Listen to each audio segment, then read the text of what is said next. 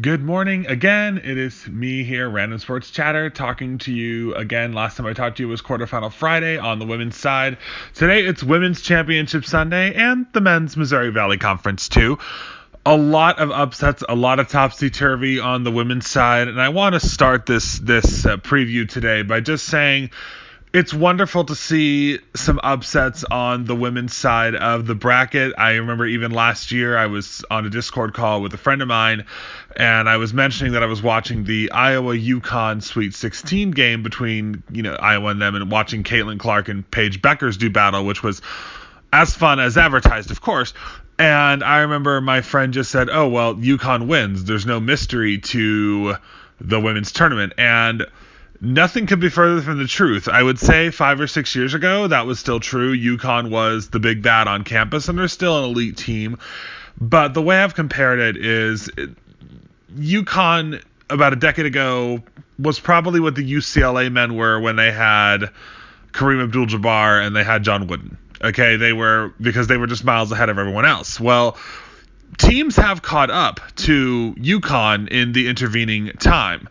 UConn has not won the championship since 2016. They had a winning streak of 111 straight games, snapped in 2017, and while they've still made a remarkable 13 consecutive Final Fours, which is an ongoing record right now, if they don't make it this year, that streak will end, but of course, I don't think anyone's going to bet against them.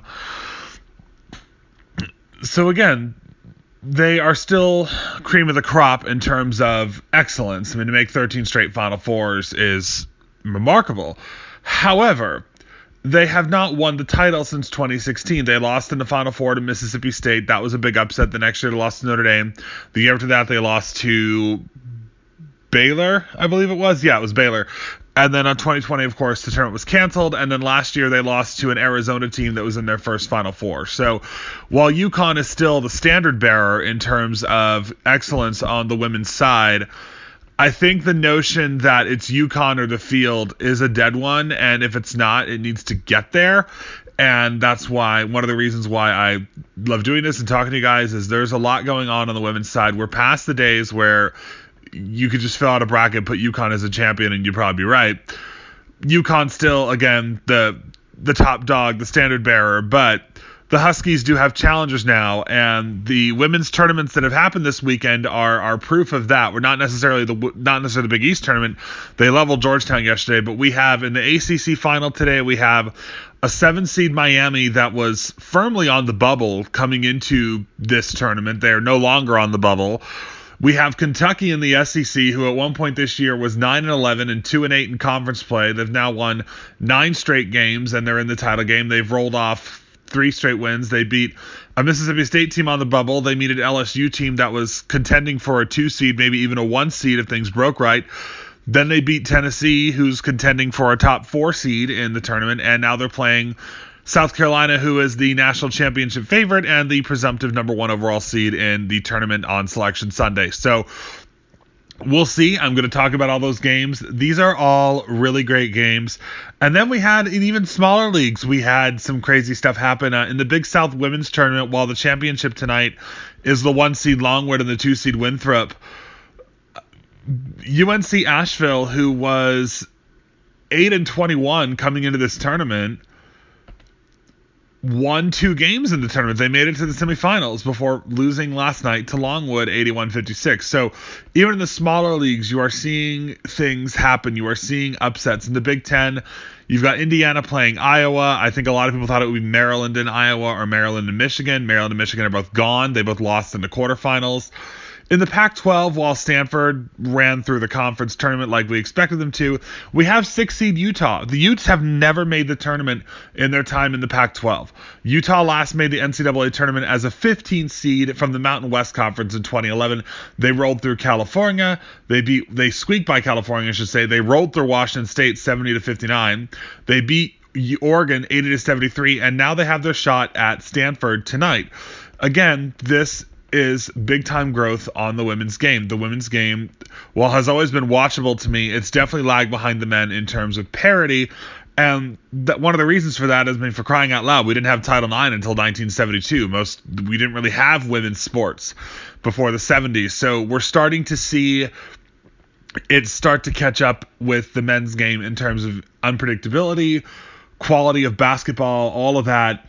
Not saying that it wasn't high quality before, but it was definitely incredibly top heavy, even as much as half a decade ago. I would say very rare to see upsets, but we're starting to see more and more. We saw an 11 seed make the Sweet 16 a few years ago. We saw a 12 seed a few years ago. And again, these conference tournaments, granted, these underdogs are now playing the presumptive number one seeds in the NCAA tournament, but law of averages, at least one of them is probably going to win. Stay tuned to see which one I think will. All of these teams, though, are going to be in the tournament, so it's going to be a lot of fun. So we're going to get into it now. We're going to talk about the games today. There are other games that are not championship games today, and I'll do my best to touch on those, but I'm going to mainly talk about the championship games because, of course, those are going to send teams to the tournament. And speaking of sending teams to the tournament, the Murray State Racers from the men and the Belmont Bruins of the women from the Ohio Valley Conference, they have punched their tickets. They're the first teams guaranteed to be seeing their names called on Selection Sunday. So let's start with the ACC, and I'm going to do something different this time. Instead of talking about the season series and whatnot with these teams, I'm going to talk about how they got to the championship, and we're going to start with NC State, the 1 seed. They're taking on the 7 seed, Miami.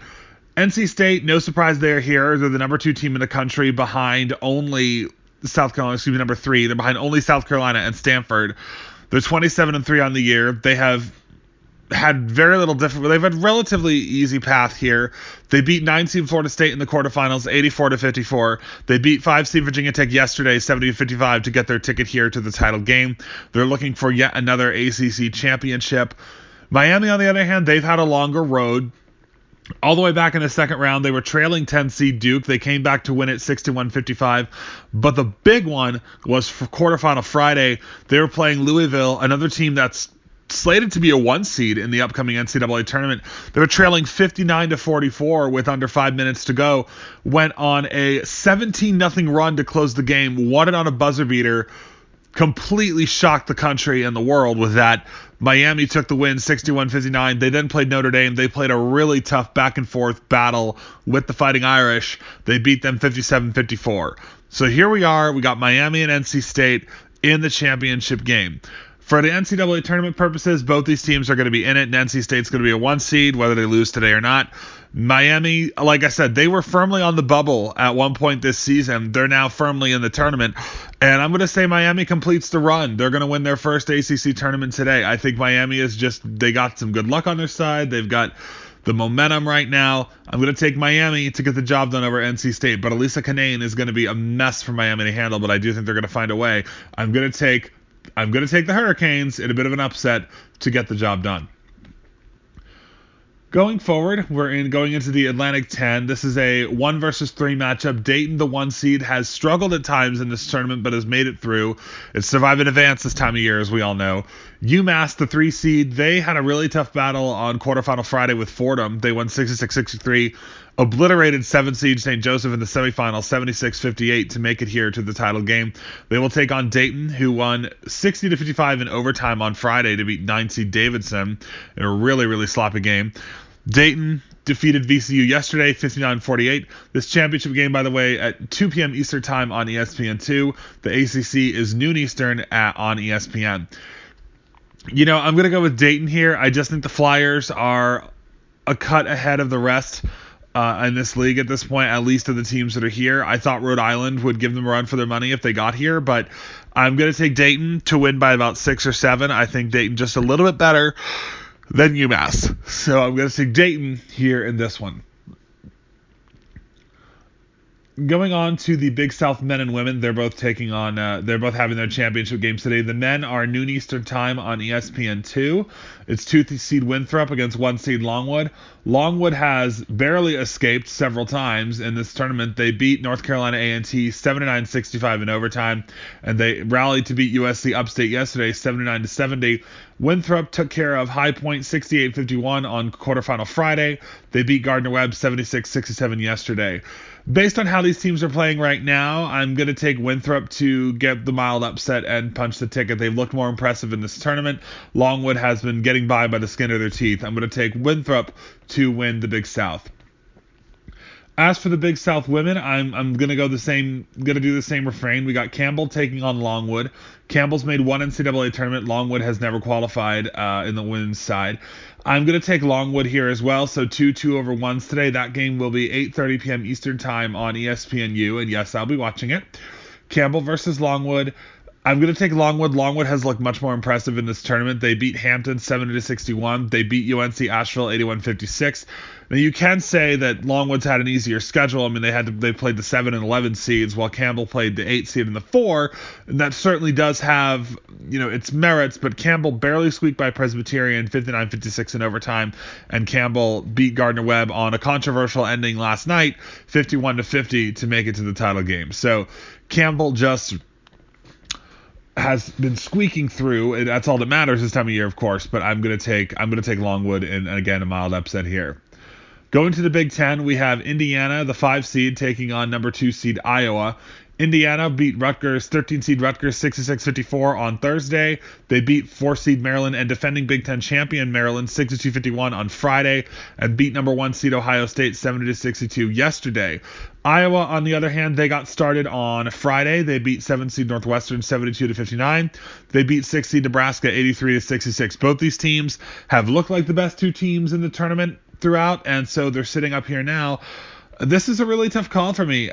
Iowa did beat Indiana twice in the span of a few days just last week, and now Indiana gets a third bite at the apple against them here in the finals.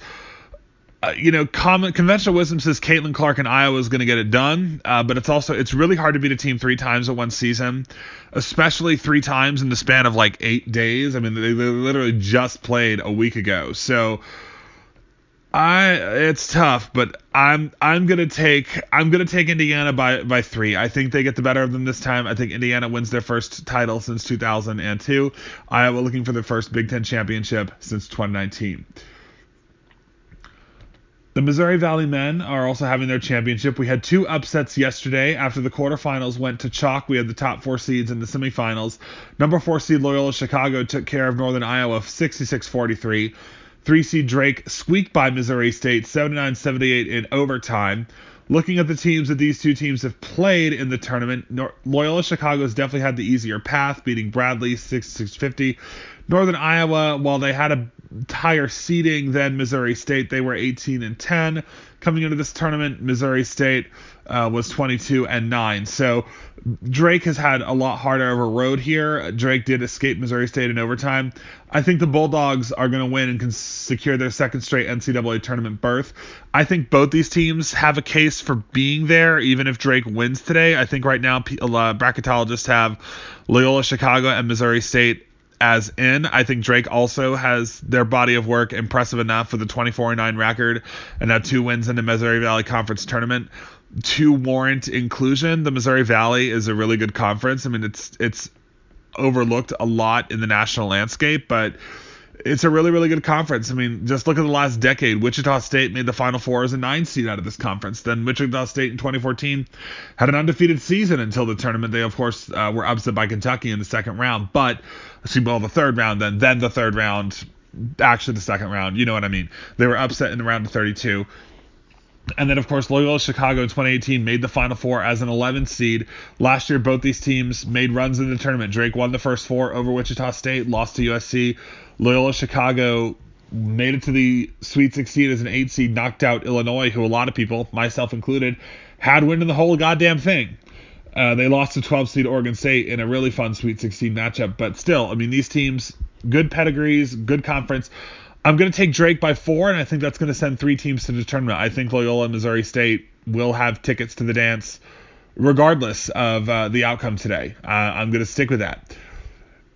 The Pac-12 women, again, we kind of talked about it, but I'll talk about it anyway. We have Stanford, the standard bearer in this tournament, undefeated in Pac-12 play. Stanford, this is the first edition of the Pac-12 tournament, Stanford has won 15 of them. Stanford is the big bully in this conference. Period. End of story. Stanford has gone undefeated in Pac-12 play 8 times this year included. They're 27-3. They barely lost to South Carolina early in the year. Stanford, by all means, should win this game, but Utah doesn't care for those narratives. Utah, the 6th seed, they were on the bubble coming into this tournament. I think they were probably in, but if they had lost to California, that equation probably would have changed. And they almost did. They beat California 66-60. They then beat Washington State 70-59. Those were 2 teams fighting for a spot. And then they beat Oregon 80-73. If there was any doubt Utah is going to return to the tournament for the first time in 11 years, there isn't now. Utah will be in the dance. It's just a question of as an at-large team or as the Pac-12 champion. I am going to take Stanford. I'm not going to be bold enough to take 2 of these big upsets. I've already taken 3 actually. I picked Indiana. Stanford, just the standard bearer in this league. 57-44 over Oregon State in the quarterfinals, 71-45 over Colorado, the 5 seed, yesterday. So I'm going to take Stanford, but it'll be a close game. I think Stanford by 7 or 8 is a reasonable level for this. So going to the SEC championship now, I will be full disclosure. I am biased here. I am rooting for Ryan Howard in Kentucky. My fiance is a Kentucky fan, so I have adopted Kentucky as one of the schools that I root for. Maryland, Arizona State, and Duquesne I root for because my parents were Maryland alumni, and Arizona State and Duquesne are 2 of our alumni for both of those schools. I went to Duquesne for law school, Arizona State for undergrad, and like I mentioned before, I also root for Navy. So Kentucky is one of my teams, and now that I have a fiance who I love very much and root for with them. So Kentucky, the 7th seed, their path here, they beat Mississippi State 83-67. That was a battle of bubble teams. They beat LSU 78-63. Ryan Howard outdueled Caleb Pointer, and then yesterday Ryan Howard outdueled Ray Burrell 83-74. Kentucky then plays South Carolina, who swept them in the regular season, beat them twice. South Carolina has bullied their way through this tournament, like they bully their way through tournaments every year and through the conference. 76-54 over Arkansas in the quarterfinals. 61-51 over Ole Miss yesterday. That score, though, is deceiving. South Carolina had a lead of 22 points at one point. Ole Miss never really got super close. The closest they got was 8 points. South Carolina took care of business. So the big bully on the block versus the upstart hot team, Kentucky. My heart wants to say Kentucky. I've really fallen in love with that team watching them this year with my fiance, but I just am not going to pick against South Carolina here. I feel like South Carolina just too good. Aaliyah Boston, Destiny Henderson, too good a team. South Carolina's 29-1 for a reason. Their defense is absolute shutdown. Aaliyah Boston, 23 straight double-doubles. What else needs to be said? South Carolina should get the job done. Going now to the Southern Conference Women's Championship today, this game will be noon Eastern on ESPN+. The SEC, by the way, will be on ESPN, Pac-12 ESPN2. I realize I didn't mention. The NBC Championship will be 2 Eastern on CBS. The rest of these are all ESPN games, I believe. So the Southern Women's Championship will be on ESPN Plus noon Eastern time. The 3-seed Furman takes on the 1-seed Mercer. Mercer has bullied their way through the tournament, beating Western Carolina 85-46 and 4-seed Stanford 65-35. Furman, on the other hand, has had 2 close calls. They beat Chattanooga 70-63 in overtime in the quarterfinals on Thursday in a 6-3 matchup that they were trailing for most of the game. Furman then beat Wofford 64-59. Based on this, everything points to Mercer winning, and I'm going to stick to that. I think Mercer came in on a mission this year. After last year, they won the tournament as well, and they took names on the way there, beat through their opponents as well. But I think Mercer's on a mission this season to make it back to the dance. Mercer a few years ago was even nationally ranked. Mercer should beat Furman. I do see the Mercer Bears being just a little too good for Furman to handle. I'm going to take the Bears to win by 15. I think Mercer just too good at this time. So that is it for games that have championships today. There are a couple of other games going on in other leagues, and I will briefly talk about those, but again, my main focus is on those championship games. So to recap my picks for the championship games, Miami will win the ACC. That's my upset pick of the day. I'm going to take Dayton in the Atlantic 10. I am going to take Indiana in the Big Ten. That's my second upset of the day. That's my second big upset. I'm going to take Longwood in the Big South. Man, I'm going to take Winthrop in the Big South men. I'm going to take Longwood in the Big South women. And I'm going to take Drake in the Missouri Valley Championship. And I'm going to take Stanford in the Pac-12. I'm going to take South Carolina in the SEC. I'm going to take Mercer in the Southern Conference. Now to talk about the other leagues that are going on today. These are not championship games today. We'll start with the America East men. They are getting underway. This is an 18 tournament, but it's a reseeding tournament. So the teams that win today will be reseeded in the semifinals, with the highest remaining seed playing the lowest remaining seed, and the second highest remaining seed playing the second lowest remaining seed. Stony Brook finished fourth in the league, but is ineligible for this tournament due to leaving the conference. They were excluded from the NCAA tournament not NCAA tournament, but for the America East tournament.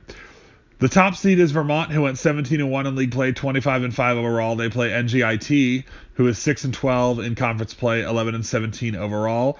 This doesn't look like it's going to be much of a surprise. I'm going to take the Catamounts in this one.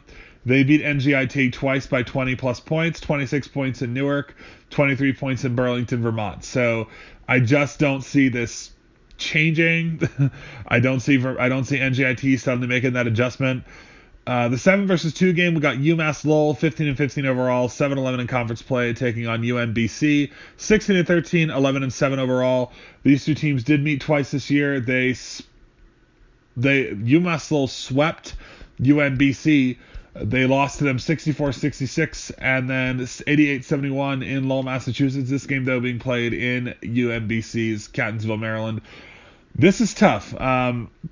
Looking at it, you would think it's going to be UMBC, but UMass Lowell, 15-15, 7-11 in the conference, UMBC 11-7. But you look at their regular records, 15-15, 16-13, UMass Lowell swept. It's tough to beat a team 3 times because the games were so close. I'm going to take UMBC this time by a few points. I think the Retrievers get it done.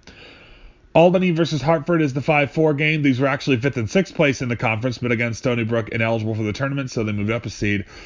Albany is the 5 seed. Hartford is the 4. They both finished 9-9 in conference play, and they also they split the regular season series, so it went down to tiebreakers across best team.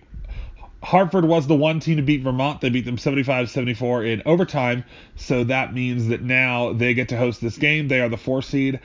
This is really, really tough. These teams are pretty close, but I'm gonna take Hartford. So far I'm 3 for 3 in picking chalk. Hartford, the defending conference tournament champion. I'm gonna take Hartford to get it done.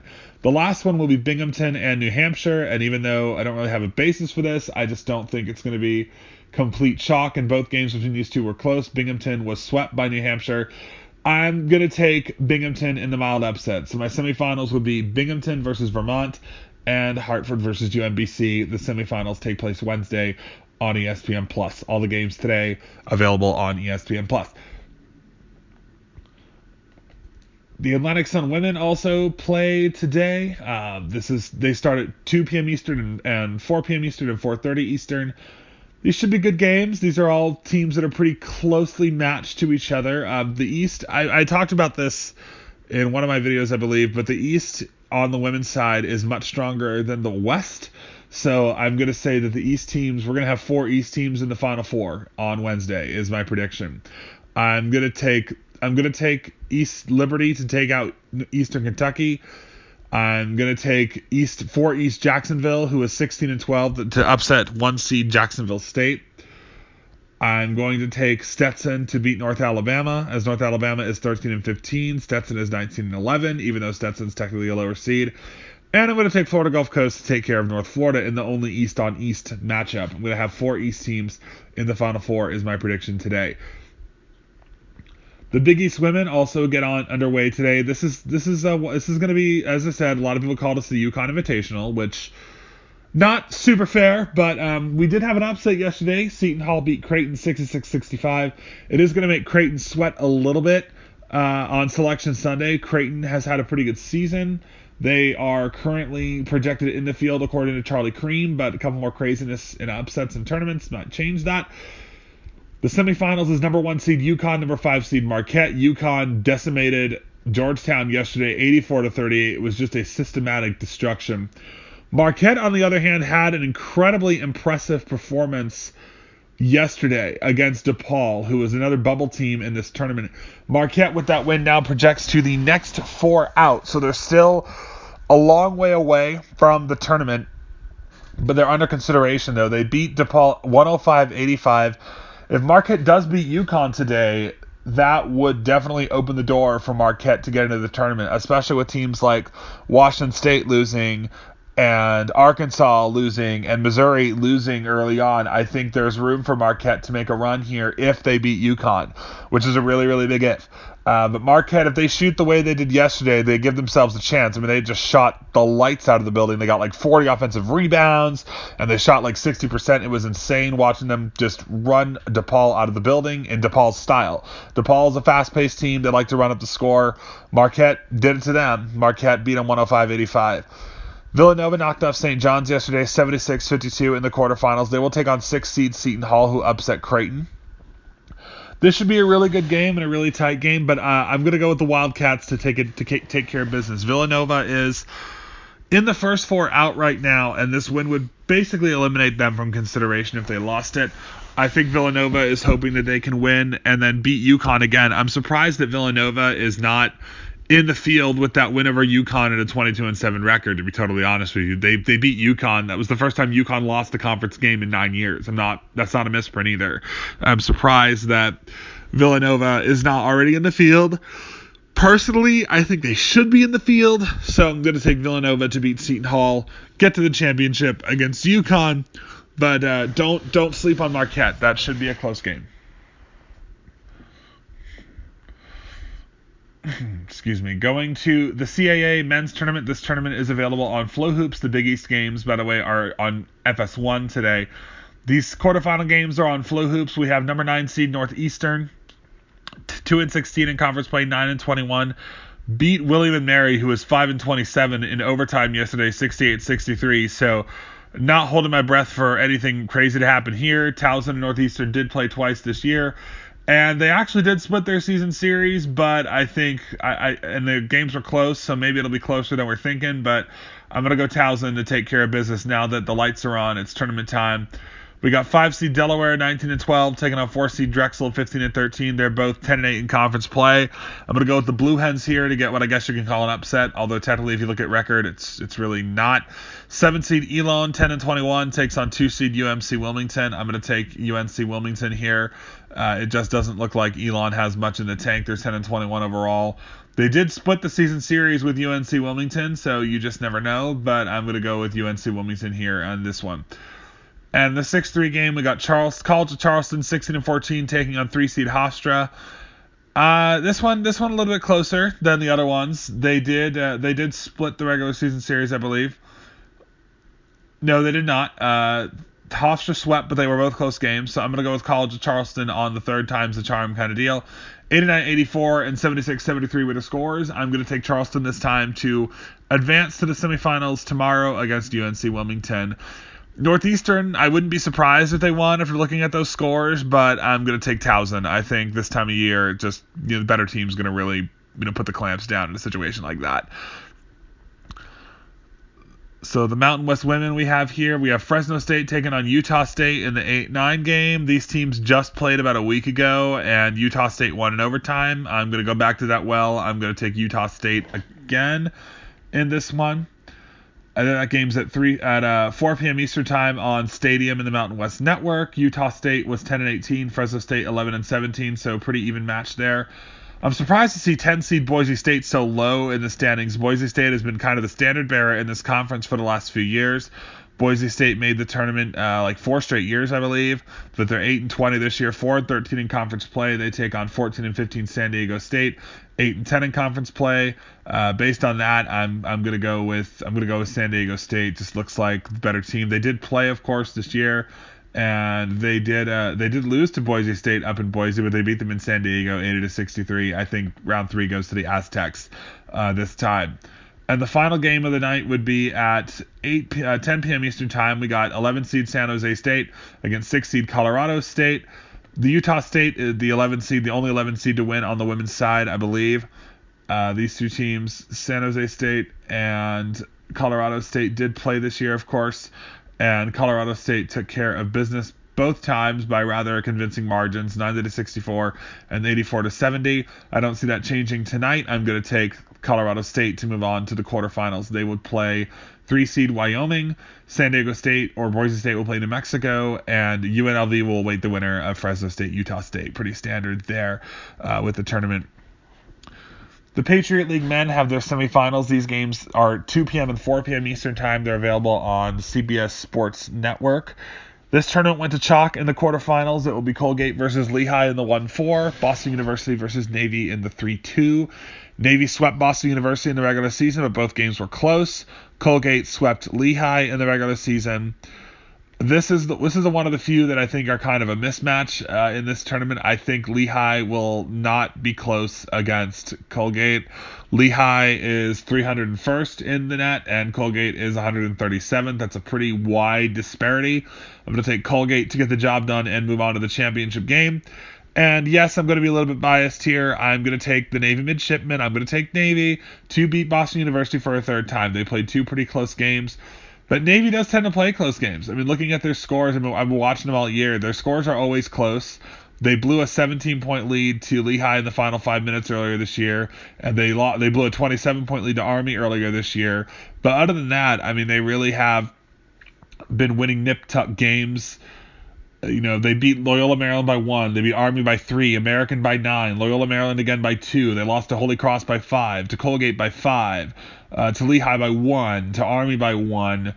And they beat American by only 7. They beat American by 2 earlier in the year. So this is really a team that plays close games pretty much all the time. I expect it to be close again, but I'm going to let my homerism take care here. I'm going to take Navy by 3. It's going to be close. It's going to be intense. I'm going to be nervous. I'm going to lose hair, but I'll take Navy to go to the finals against Colgate for round 3 on March 9th.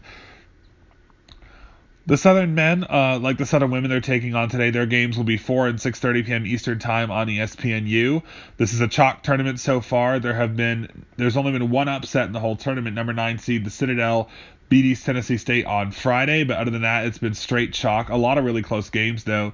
Stanford UNC Greensboro was good, a 2-point game. VMI Walford was a controversial ending. It was close. Chattanooga squeaked by the Citadel 71-66 yesterday. I'm gonna take Chattanooga, and I'm gonna take Samford in today's games. That's who I'm feeling. The games are really, really close. I'm gonna take Chattanooga and Samford. I think they're probably the 2 better teams in the conference, so that's what I'm gonna go with. But Furman definitely has a good chance. They beat Mercer 86-6 yesterday, but I'm gonna go 1 versus 3, so it's gonna mirror the women. We're gonna have 1 versus 3 for the championship tomorrow on ESPN.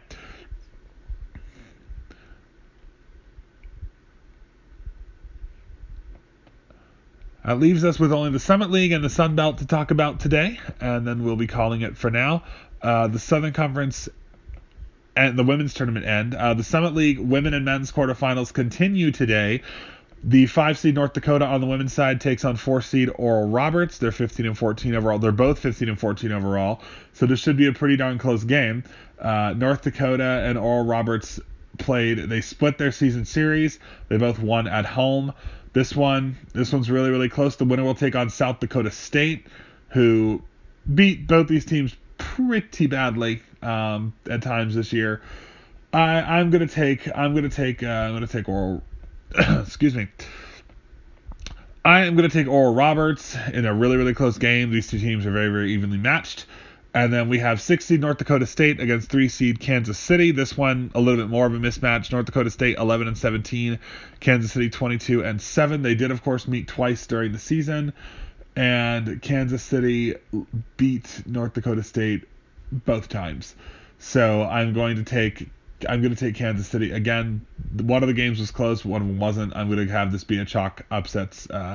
On the men's side, it was a lot more interesting yesterday in the Summit League. It was a lot closer than the women's were. Omaha almost beat South Dakota State 87-79. Denver was up on North Dakota State at halftime, but North Dakota State imposed their will in the second half. Defending champion Oral Roberts takes on Western Illinois today, and 5-seed South Dakota takes on 4-seed Kansas City. Those games should be close. I'm going to go Kansas City, the 5-seed, because I'm going to go Kansas City and Oral Roberts to get the win. Oral Roberts, of course, made the Sweet 16 a year ago as a 15 seed, only the second team to do so with a seed that low. The Sunbelt men and the Sunbelt women take place today as well. They have their semifinals. Their championships will be tomorrow. They're both taking place on ESPN Plus today. Those games are in Pensacola, Florida.